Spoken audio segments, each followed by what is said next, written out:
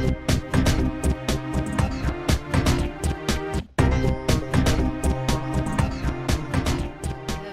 moi je vais vous parler des lymphomes B diffus réfractaires à la chimiothérapie.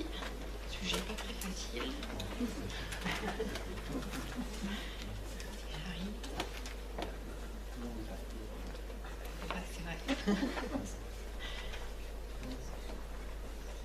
Ah, voilà. Donc en introduction rapidement, le R-CHOP en première ligne c'est 40% d'échecs, donc ce ne sera pas 40% de réfractaires heureusement, mais dans ces 40% d'échecs, il y aura 15 à 20% des patients qui sont réfractaires, et on va le voir qui seront très difficiles à rattraper. Alors pour poser le cadre de la discussion, ce qu'on va prendre comme base comme patient réfractaire, c'est la définition issue de l'étude Scholar, qui est une grande étude multicentrique et rétrospective, qui est très récente, qui est à l'heure des traitements actuels, qui a été publiée dans Blood l'année dernière, qui regroupe 600 patients atteints d'un lymphome B diffus à grandes cellules réfractaires. C'était des patients issus de deux cohortes, qui étaient la cohorte du MD Anderson et la cohorte de la Mayo Clinic, et des patients issus de deux essais de randomisés de phase 3 qui testaient une chimio d'induction pré-autogreffe. Et donc dans cette étude, il décrivait trois groupes de patients réfractaires à la chimiothérapie. Il y avait les patients réfractaires primaires, c'est-à-dire qu'il y avait 4 cures de R-CHOP en première ligne et à l'évaluation qui était en progression ou en maladie stable. Les patients qui avaient la même réponse mais après une chimio de rattrapage, donc soit deuxième ligne, soit une chimio ultérieure, et un troisième groupe qui était les patients qui rechutaient moins de 12 mois après une autogreffe. Donc ce qu'on voit dans cette étude, c'est que quel que soit le sous-groupe, des très mauvais résultats sur la survie globale, avec une survie globale qui était à 6 mois, à peu près homogène dans les trois sous-groupes. Donc le chiffre à retenir de référence aujourd'hui avec les traitements actuels chez les patients réfractaires selon ces trois définitions, c'est une survie médiane mauvaise à 6 mois à peu près. Alors est-ce qu'il reste une place pour les traitements conventionnels, c'est-à-dire les traitements qu'on fait aujourd'hui? Alors ce qu'on appelle conventionnels, c'est ceux dont nous on a l'habitude, donc chimiothérapie, autogreffe, allogreffe. Ou est-ce que vu la gravité, une fois qu'un patient est étiqueté réfractaire, il faudrait tout de suite passer à des thérapies alternatives? Donc on va reprendre sur l'étude de Scholar dont on vient de parler. Sur les 600 patients, leur devenir était évalué après le traitement à la ligne, après qu'ils étaient diagnostiqués comme réfractaires. Et donc ce qu'on voit, c'est que chez ces patients réfractaires avec les traitements actuels, on arrive à obtenir 7% de réponse complète sur l'ensemble de la cohorte. Alors c'est pas beaucoup, c'est sûr, mais on voit que ces 7%, ils ont une survie médiane qui est presque doublée, et surtout, si on les autogreffe, on voit que RC et autogreffe, ils ont une survie médiane de plus de 6 ans, c'est-à-dire qu'on peut considérer qu'ils sont guéris et qu'on arrive à sauver ce petit contingent de patients. Donc c'était 5% des patients sur la cohorte globale, après il faudrait enlever le quart de patients qui avaient déjà été autogreffés, on monte à 8-9%, c'est pas beaucoup, mais c'est quand même un petit contingent de patients qu'on arrive à sauver si on arrive à les remettre en réponse complète et à les autogreffer. Alors une info intéressante aussi, qui avait déjà été publiée dans le Lancet en 2016, un article d'Olivier Hermine, c'est que la survie post-autogreffe était proportionnelle à la qualité de la réponse avec le traitement d'induction pré-autogreffe. En RP, ça faisait déjà beaucoup moins bien, puisqu'on passait d'une survie globale de 6 ans pour les RC à 18 mois pour les RP pré-autogreffe. Et ceux qui étaient autogreffés ni en RC ni en RP avaient une survie médiane de 8 mois qui finalement était proche de l'ensemble de la cohorte. Alors quand on a un patient qui ne répond pas à la première chimio, on ne se pose pas trop la question, on fait tout de suite une deuxième ligne de chimio. Après on peut se poser la question aux patients réfractaires, typiquement on fait R-CHOP, ERDA qui sont réfractaires, est-ce qu'il y a encore une place pour la chimio, ou est-ce que plutôt que de s'entêter à faire de la chimio, il ne faudrait pas tout de suite passer à des essais thérapeutiques ou à d'autres molécules? Donc on est typiquement dans le deuxième sous-groupe des patients dont on parlait dans Scholar, ceux qui sont en maladie réfractaire après une deuxième ligne. Donc il y a une étude en sous-groupe de l'étude Coral. Donc pour rappel, l'étude Coral, elle randomisait une chimio d'induction pré-autogreffe par RICE ou RDAP chez des patients en rechute post-R-CHOP, et elle randomisait en post-autogreffe un traitement d'entretien par rituximab. Et donc cette étude en sous-groupe, elle s'est intéressée au contingent de patients qui étaient en rechute, qui recevaient la chimio d'induction, mais qui ne répondaient pas assez bien pour pouvoir avoir l'autogreffe. Donc finalement, ce qui répondait à notre définition de réfractaire du deuxième groupe, des patients en progression ou en maladie stable, après 2 cures d'une chimio de rattrapage. Donc c'était quand même 135 patients sur le total de la cohorte qui était de 450 patients, donc c'était pas négligeable. Et ce qu'on voit, c'est que ces patients réfractaires à la deuxième ligne, ils ont une très mauvaise survie globale à 3 mois et demi. Après, si on regarde un peu plus en détail, les quelques patients qui ont obtenu une réponse complète qui était quand même à plus de 20%, alors c'était des évaluations scanographiques, ils avaient une survie médiane qui n'était pas atteinte, donc qui était meilleure. Et comme on l'a dit tout à l'heure, ceux qui avaient une réponse complète et qui étaient autogreffés, ils avaient une survie globale à 1 an qui était à plus de 80%. Donc encore une fois, on voit que même au-delà de la deuxième ligne, si avec la troisième ligne on arrive à les mettre en RC et à les autogreffer, on peut les guérir. Et on voit que vraiment la RC est là-haut, et la RP, elle se rapproche bien plus des patients qui progressent que des patients en RC. Donc vraiment, alors c'était du scanner, hein, mais vraiment l'intérêt d'une réponse le plus complète possible. Le chimio, là on n'arrivait presque plus à rattraper les patients, voire plus. Et ce qui était aussi intéressant, c'est qu'il montrait qu'en troisième ligne, l'ajout du rituximab n'apportait pas par rapport à la chimio sans rituximab chez des patients qui avaient déjà reçu pas mal d'anti-CD20. Ce qui peut être intéressant d'un point de vue économique bien sûr, mais aussi parce qu'avec des nouvelles thérapies comme des spécifiques qui pourraient cibler des anti-CD20, c'est peut-être pas mal de plus trop inonder ces patients si on estime que c'est plus utile. Alors à la place de l'allogreffe, là elle se discute dans notre troisième sous-type de patients réfractaires qui sont les patients réfractaires post-autogreffe. Donc là, réfractaires, c'est-à-dire qu'ils vont rechuter moins de 12 mois après l'autogreffe. Alors l'allogreffe dans les lymphomes B diffus à grandes cellules, on sait sur des études rétrospectives qui incluent plus de 1000 patients qu'il y a un effet allogénique qui est moins important que par exemple dans des sous-types comme le folliculaire ou le manteau, souvent moins de GVH, moins de GVL et moins d'efficacité des DLI. Là, il y a une étude rétrospective qui a repris 100 patients qui avaient été allogreffés pour un lymphome en rechute post-autogreffe. Donc ce qui était intéressant, c'est qu'on avait un tiers des patients qui correspondaient à la définition de réfractaire, c'est-à-dire qu'ils avaient rechuté moins de 12 mois après l'autogreffe. Et il y avait 25% des patients qui étaient réfractaires au moment de l'allogreffe. Alors les résultats sur la cohorte globale, avec le biais majeur qui est que ça ne concernait que les patients qui étaient arrivés jusqu'à l'allogreffe et pas les patients en intention de traiter à qui on avait prévu de faire cette allogreffe, les résultats globaux n'étaient pas mauvais sur l'ensemble de la cohorte, avec une mortalité non liée à la rechute de 30%, qui n'était pas trop mal, et une survie médiane quasiment à 3 ans. Donc bien plus que 6 mois de ce qu'on avait dans Scola. Après, si on dissèque un peu les résultats, on voit que le facteur qui impacte à chaque fois les résultats, c'est justement nos patients réfractaires. La rechute post-autogreffe à moins de 12 mois, on a une mortalité non liée à la rechute qui est 3 fois plus élevée, une PFS qui est 2 fois moins longue et une survie globale qui est 2 fois moins longue. Donc finalement, ce qui est conclué dans cette étude, alors là, voilà, je vous remets juste que c'est vraiment les patients qui sont en rechute tardive post-autogreffe où on a l'impression d'avoir le plateau et de pouvoir les avoir guéris, et évidemment les patients chimio-réfractaires ici qui faisaient moins bien aussi. Donc leur conclusion, c'était que l'allogreffe, oui, c'était une option dans les cas de rechute de lymphome diffus post-autogreffe, mais surtout si la rechute était tardive, donc finalement pas nos patients réfractaires ici. Donc en conclusion sur les traitements conventionnels, l'allogreffe, on vient d'en parler, une toute petite place, hein, mais c'est vraiment pas à eux que ça va servir le plus. La chimio deuxième ligne, oui, il faut la faire, troisième ligne aussi, donc typiquement R-CHOP, RDAC, RICE, il faut le tenter. Et dans les 15-20% des cas où on a, enfin les 20% des cas où on a une réponse complète qu'on peut autogreffer, on peut sauver ce contingent de patients-là. Donc c'est sûr que ce ne sera pas une majorité de patients, donc ça laisse une grande place aux autres traitements. Donc on va voir un peu plusieurs molécules dont Agathe nous a déjà parlé pour le lymphome folliculaire. Alors thérapie ciblée au sens large, hein, puisqu'on va commencer par le Revlimid qu'on n'est pas une au sens strict. Donc le Revlimid, des études de phase 1 ont montré un signal d'activité dans les lymphomes B diffus. Et donc là c'est l'étude Galen dont on a parlé dans le folliculaire, qui a aussi été testée dans les patients avec lymphome B diffus. Et dans cette cohorte, il y avait la moitié des patients qui étaient réfractaires et qui correspondaient bien à notre définition de réfractaire selon Scolar. Alors, ce qu'on voit, c'est que la réponse globale est 35%, donc 2 fois moins bonne que les résultats dans le folliculaire dont nous a parlé Agathe. 35%, on est dans Scolar, on était en fonction des sous-groupes entre 26 et 34% de réponse globale, donc on est un tout petit peu aussi au-dessus, mais là c'est sur l'ensemble de la cohorte et pas que sur les réfractaires. Ce qu'on voyait qui était intéressant, c'était que les DLBCL ABC répondaient beaucoup mieux. Ils avaient 2 fois plus de réponse globale à 50%, ils avaient une PFS 3 fois plus élevée, et une médiane qui n'était pas atteinte. Donc ça paraissait intéressant dans les DLBCL, ABC. Par contre, quand on regardait dans le sous-groupe des réfractaires, finalement, on retombait sur notre survie globale médiane de 6 mois, donc la même que Scola. Donc finalement, ce traitement ne va pas révolutionner la prise en charge de nos patients réfractaires par rapport à la chimiothérapie classique. Dans ce schéma-là, en tout cas.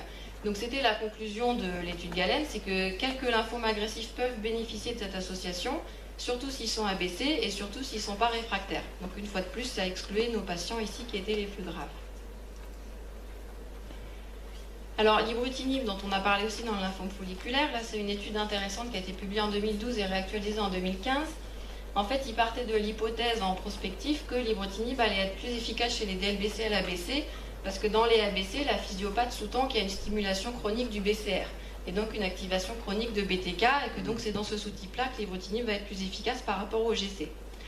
Donc une cohorte de 80 patients de DLBCL qui avaient reçu 3 lignes en médiane, donc lourdement pré-traités, et plus de la moitié étaient réfractaires. Alors sur l'ensemble de la cohorte, on avait un taux de réponse global de 25%, et ce qu'on voyait, c'est que conformément à leur hypothèse, les ABC faisaient beaucoup mieux. Les GC, 5%, c'est un patient qui a répondu sur 20, on ne sait pas trop pourquoi, il s'est perdu ici. Les ABC, 37% de réponse globale, ce qui peut paraître pas trop mal, avec une survie médiane de 10 mois. Après, quand on regarde les réfractaires, alors on n'avait que leur taux de réponse globale qui était de 22%, donc on peut se douter que la survie médiane, finalement, elle devait être entre 6 et 8 mois.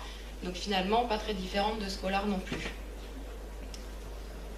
Alors ce qui était intéressant dans cette étude, c'est que donc leur hypothèse c'était que le sous-type ABC il était lié à l'activation chronique de NF-κB qui est ici, et que pour activer NF-κB il y avait deux moyens. Il y avait soit la voie du BCR qui passe par BTK, justement, et donc là intérêt de l'ibrutinib, soit la voie 1088. Et donc ce qu'ils ont montré, c'est que les mutations activatrices de BCR, alors c'était CD79B, quand il était muté, c'était pas la majorité des patients, c'était 9 patients sur les 38, on montait à un taux de réponse globale à 55%. Donc déjà un moyen peut-être de sélectionner les patients qui vont répondre. Et quand CD79B n'était pas muté, une réponse moins bonne, mais quand même une réponse possible dans quelques cas. Alors ils s'attendaient à ce que les patients 1088 mutés finalement ne répondent pas à l'ibrutinib puisqu'ils activaient NF-κB par une autre voie sans avoir besoin d'activation chronique du BCR. Et ce qui a été montré, c'est qu'en fait, les patients qui étaient 1088 mutés et qui avaient la mutation du BCR, ils répondaient encore mieux. Finalement, ils répondaient à 80%, c'était que 5 patients, donc 4 patients sur 4, mais c'était intéressant quand même. Et en fait, leur hypothèse, c'était que finalement, l'activation ici de 1088, elle va venir renforcer l'activation chronique du BCR, qui était confirmée par des études in vitro, où quand on inhibait 1088, on avait une diminution des protéines phosphorylées et activées sur cette voie. Par contre, quand CD79B n'était pas muté et que 1088 était muté, là, il n'y avait aucune réponse, 0 réponse sur 7 patients. Et ce qui était intéressant, c'est que les mutations retrouvées ici en même temps que 79B, c'était celle qu'on connaît, la L265P.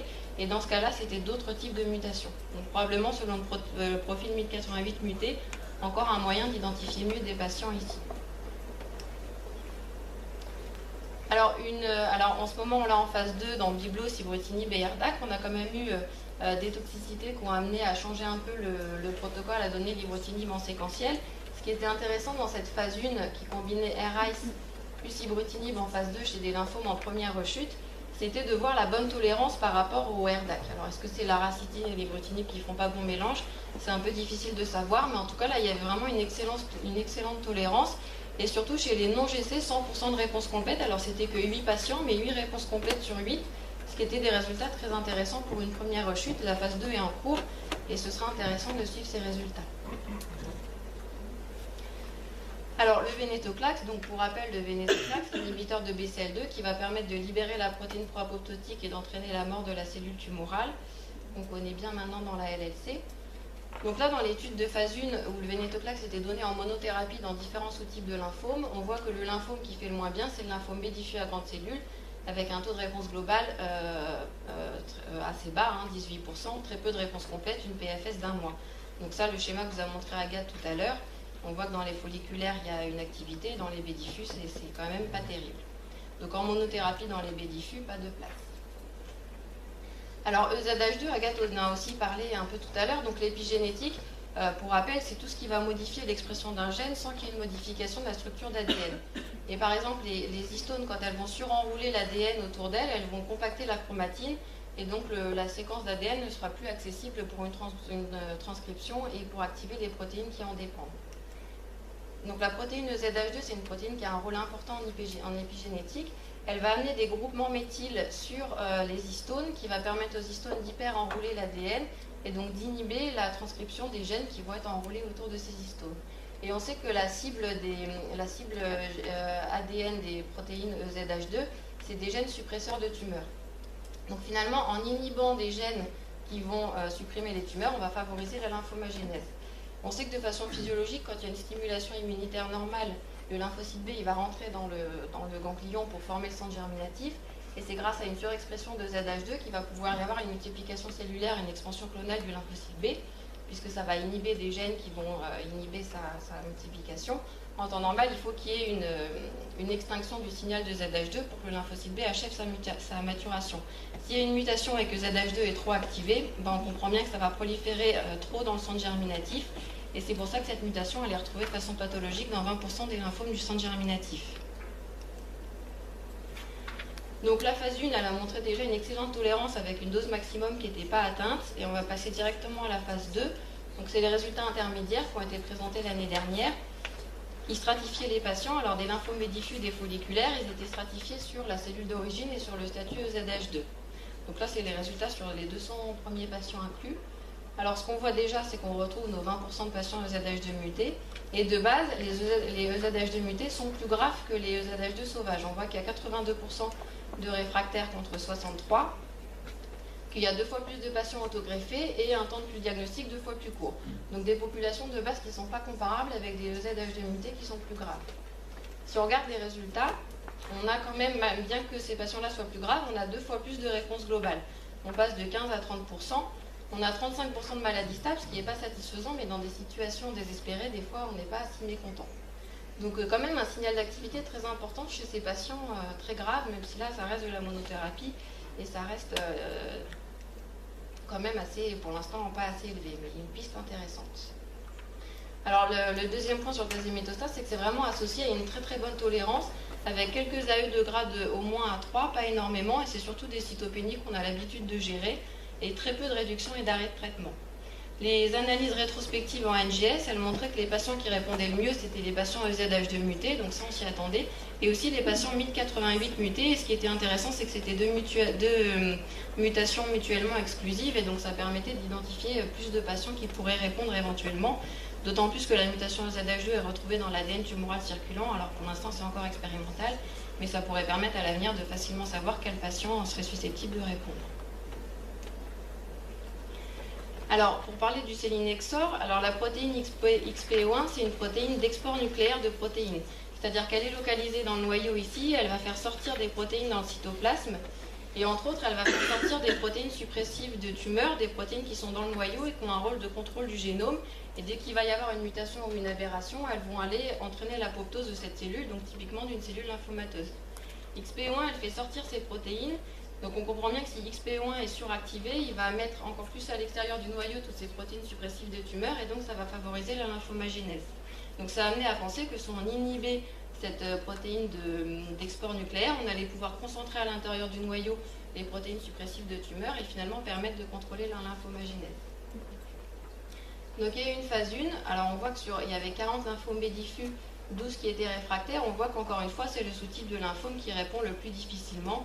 Un taux de réponse globale de 32%, donc qui n'était pas exceptionnel, surtout que là c'était sur l'ensemble de la cohorte et pas que sur les réfractaires. Alors contrairement au tazemétostat dont on vient de parler, le sélinexor, la tolérance était plus difficile, avec des AE surtout fatigue, perte de poids, nausées, vomissements, diarrhée chez plus de 50% des patients. C'était surtout des grades 1-2, mais c'était quand même des choses qui ont amené à des réductions de doses et des arrêts de traitement, donc une tolérance qui pouvait être difficile.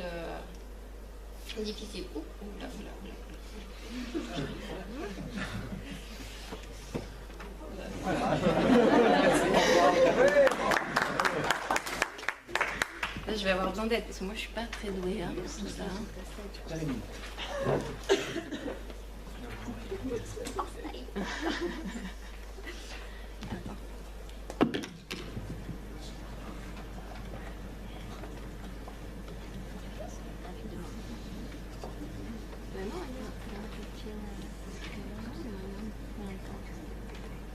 Désolée, pas quelqu'un de fort. F5 Tu avances les trucs. F5 non, mais c'est que ça. Faut mieux enlever la clé là. Non, ça passe à la main. Bon, faut mieux enlever le. Enlève le machin. C'est ça qui fait. Ouais, c'est ça. Ouais. Voilà. Ah. Là, et on fera avec. On fera un second. D'accord. Alors, désolée, je me remets pas au bon endroit.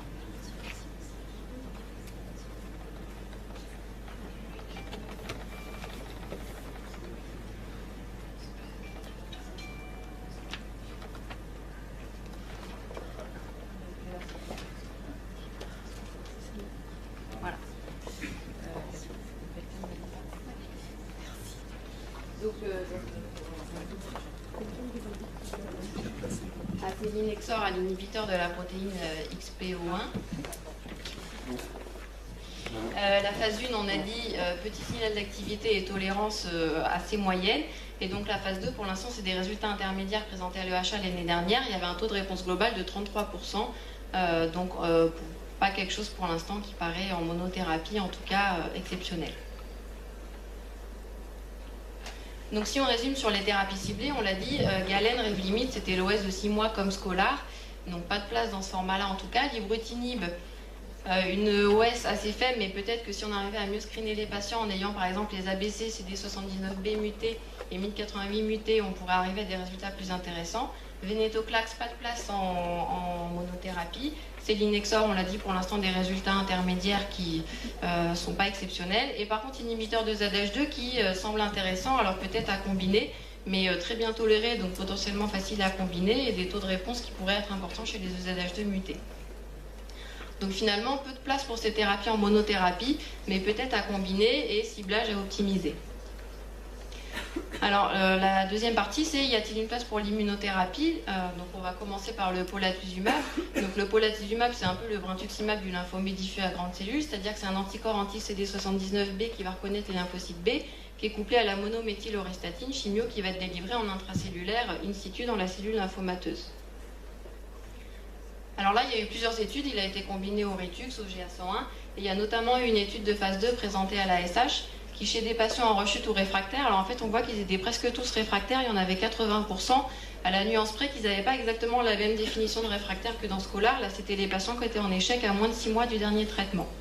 Et donc il s'est randomisé Ritux-Binda contre Ritux-Binda et polatuzumab. Donc ce qu'on voit, c'est que ici il y a le taux de réponse global, on était à 45% avec le Ritux-Binda Pola contre 17% pour Ritux-Binda seul, et les réponses complètes 40% contre 15%. Donc on voit qu'on a vraiment beaucoup plus de réponses dans le bras polatuzumab, et surtout que ces réponses sont dans la majeure partie des cas des réponses complètes. On avait aussi une meilleure PFS qui était 3 fois plus élevée, et une meilleure survie globale qui était de quasiment 1 an.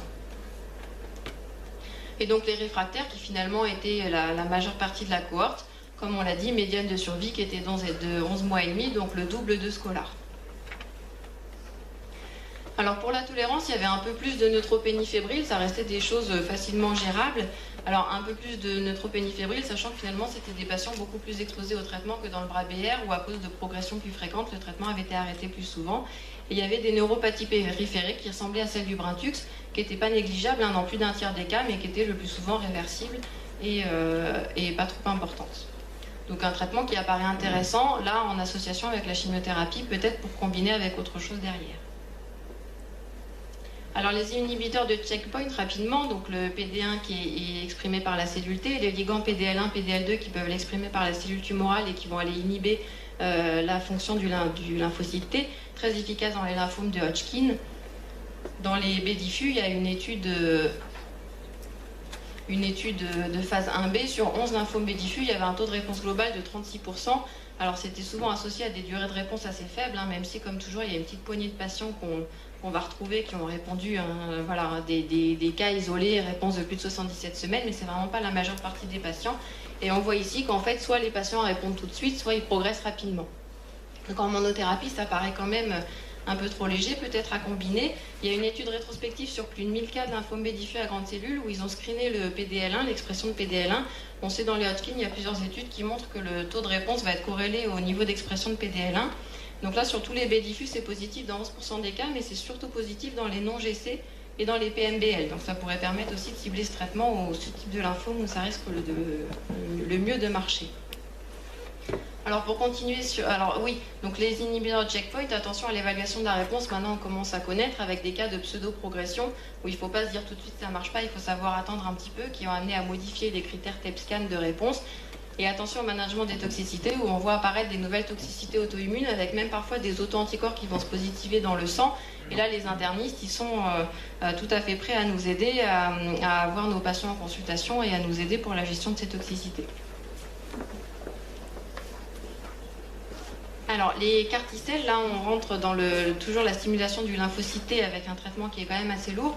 Pour rappel, prélèvement de cellules T autologues qui vont être génétiquement modifiées puis réinjectées aux patients après une chimio de conditionnement qui va être qui va le dépléter en lymphocyte T.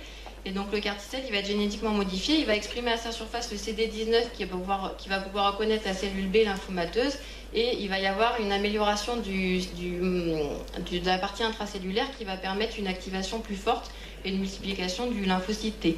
Donc l'avant 19 et l'antigène 19, donc toutes les tumeurs qui se défendent des lymphocytes T en n'exprimant plus les molécules HLA, elles ne vont pas pouvoir échapper au carticelle, et c'est qu'il va y avoir une affinité bien meilleure, et il va y avoir une transduction du signal qui va être améliorée avec une prolifération importante après juste une réinjection de carticelle. Donc Zuma 1, l'étude qui a été représentée à l'ASH en 2017 avec une actualisation, elle incluait 77 lymphomes diffus à grandes cellules qui étaient tous réfractaires. Et là, on avait vraiment des très bons taux de réponse avec un taux de réponse global à 82% et la moitié des patients en réponse complète. Par rapport à tout ce qu'on a vu jusque-là, c'est vraiment des résultats largement supérieurs. Et ce qu'on voyait, c'est qu'à 15 mois, les patients en réponse complète, la plupart maintenaient leur réponse après seulement une injection qu'ils avaient reçue au début. Là, on voit qu'en réponse complète, on a l'impression qu'on a un plateau. Donc vraiment des résultats très intéressants. Et il y a eu une étude qui a comparé les patients de Zuma, tu peux la passer, aux patients de Scholar, ceux dont on parlait, alors population qui n'était pas, juste la diapo d'avant, qui n'était pas comparable, mais statistiquement ils ont utilisé un score de propension. Alors nous, ça nous dépasse un peu, mais pour eux c'était vraiment validé. Et ce qu'on voyait, c'est que les patients de Zuma, ils avaient 10 fois plus de taux de réponse complète et ils mouraient beaucoup moins.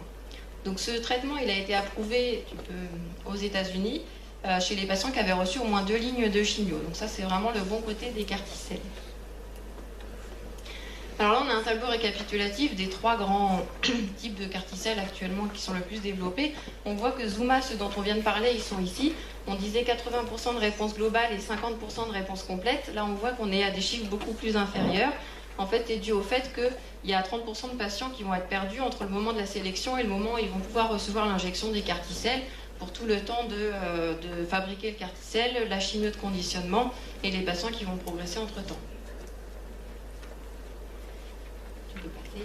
Donc voilà, donc un peu comme dans les études qu'on lit sur l'auto ou l'allogreffe, il faut savoir en ITT combien il y avait de patients au début qui étaient prévus pour ce traitement, parce que c'est vrai que sinon ça donne des résultats peut-être un peu meilleurs que ce qu'on aurait en vraie vie. Le deuxième point un peu délicat, c'est les effets secondaires, donc les syndromes de relargage cytokinique et la neurotoxicité. Tu peux passer. Donc le syndrome de relargage cytokinique, il est dû au lymphocyte T avec la partie intracellulaire qui va aboutir à une prolifération, et la prolifération et multiplication des lymphocytes T va être liée à un syndrome de relargage cytokinique. C'est dans presque, selon les études, dans presque 100% des cas, avec 10 à 20% de grades au moins supérieurs ou égal à 3. Donc pour rappel, grade 2, c'est ce qui nous arrive souvent avec les Ritux, une réaction, on arrête, on met une on traite et on reprend. Grade 3, c'est qu'on n'a pas pu reprendre si facilement, on n'a pas pu reprendre le même jour, et ça nécessite des traitements plus avancés que les corticoïdes, avec l'utilisation d'anti-IL6 dans 20% des cas. Donc des traitements dont nous, on n'a pas du tout l'habitude et auxquels il va falloir se former si on est amené à manier des carticelles. La neurotoxicité, c'était aussi lié au relargage des cytokines. Ça pouvait être sévère avec 30% d'encéphalopathie de grade au moins 3. Donc au moins 3, c'est-à-dire qu'un patient qui est plus capable de s'occuper de lui-même. Donc c'est quand même très très grave. Alors c'était souvent réversible, mais il faut vraiment faire attention avec ces nouvelles toxicités qu'on ne connaît pas.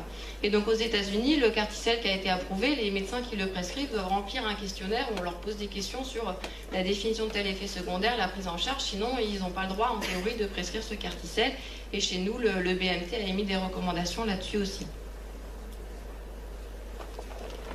Alors pour finir sur l'immunothérapie avec la stimulation des lymphocytes, les anticorps bispécifiques dont Agathe nous a parlé aussi, le blinatumomab qui combine l'anti-CD19 qui va reconnaître la cellule tumorale avec un anti-CD3 qui va permettre d'aller activer le lymphocyte T, de rapprocher les deux et d'améliorer la réponse immunitaire qu'on connaît bien dans la LAL.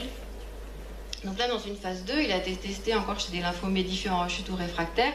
Alors c'est une petite molécule avec une clairance d'élimination rapide, ce qui oblige à faire des perfusions en continu qui sont un peu pénibles pour le patient. Tu peux passer. Alors ce qu'on voyait sur la tolérance, il y avait une bonne prévention du syndrome de relargage cytokinique avec de la Dexa à dose assez élevée pendant 4 à 5 jours. Il n'y a pas eu de syndrome de relargage cytokinique important, donc ça c'était un bon résultat. Par contre, il y a eu quelques troubles neurologiques, un peu les mêmes qu'avec les carticelles, qui se résolvaient souvent rapidement, mais qui pouvaient être un peu embêtants avec des tremblements, des confusions, des troubles du langage, des encéphalopathies. Si on regarde pour les résultats, 64% de réfractaires. Sur l'ensemble de la cohorte, on avait un taux de réponse global à 43% qui pouvait être intéressant. Par contre, on voit que en noir, c'est les réfractaires, que encore une fois, ceux qui ne répondent pas, c'est les réfractaires. Donc en conclusion sur l'immunothérapie, le polatuzumab, très intéressant avec la chimio dans cette étude. Est-ce que ça pourrait permettre par exemple d'autogreffer ou d'allogreffer des patients qui ne l'ont pas encore été? Les inhibiteurs de checkpoint en monothérapie, ça paraît assez faible, sauf un patient de temps en temps qui va répondre, peut-être à cibler par ceux qui expriment fortement le PDL1.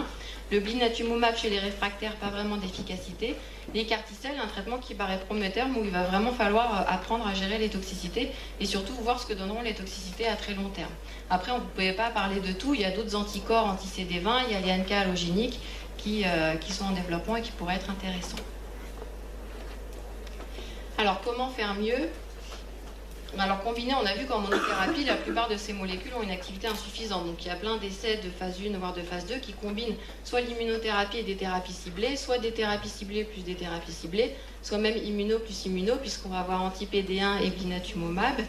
Donc ça pourrait être intéressant. Soit ciblé plus, comme on l'a dit tout à l'heure, si on avait par NGS par exemple la caractérisation complète du lymphome B diffus, savoir que le MYD88 muté peut avoir du tazemetostat ou de l'ibrutinib, c'est des 79B. Voilà, alors ça nécessiterait de caractériser tous les lymphomes et d'avoir tous les traitements disponibles pour tout le monde. Pour l'instant, on n'en est pas là. Et donc l'autre moyen de faire mieux, évidemment, ce serait d'éviter d'être réfractaire. Et là, il y a plein de protocoles qui essayent d'optimiser les taux de réponse aux chimiothérapies de première et deuxième ligne. C'est sûr que si on a moins de rechutes, on aura moins de patients réfractaires aux lignes d'après. Donc toutes les molécules qu'on a vues, elles sont combinées de façon plus ou moins différente, au R-CHOP en première ligne, voire au R-DAC ou au R-ACE.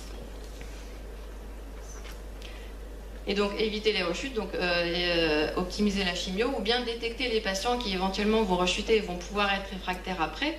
Donc là, il y a l'ADN tumoral circulant qui est très à la mode en ce moment, qui est utilisé dans plusieurs essais thérapeutiques, qui n'est pas encore validé en pratique courante, mais qui permettrait, un peu comme dans la LAM, de détecter ici une rechute alors qu'elle est encore infraclinique et infraradiologique, et donc de mettre un traitement en place à ce moment-là. Donc là, il y a une étude qui va ouvrir avec du blinatumomab pour les patients qui auront une MRD positive en post-autogreffe chez des lymphomes B diffus à haut risque. L'autre moyen, c'est la stratégie TEP guidée, donc on le fait déjà un petit peu avec le TEP post-T4, où quand un patient a une réponse partielle, on va l'autogreffer directement sans attendre une progression ou une rechute. Et avec récemment dans les résultats de GAIN qui nous amènent à penser que peut-être les répondeurs lents, c'est-à-dire ceux qui sont TEP-C2 positifs, TEP-C4 négatifs, pourraient bénéficier d'une autogreffe en première ligne, mais ça Yacine va nous en parler juste après. Donc en conclusion, les DLBCL réfractaires, ils sont graves, ils ont une mortalité élevée avec une OS médiane de 6 mois à l'heure des traitements d'aujourd'hui.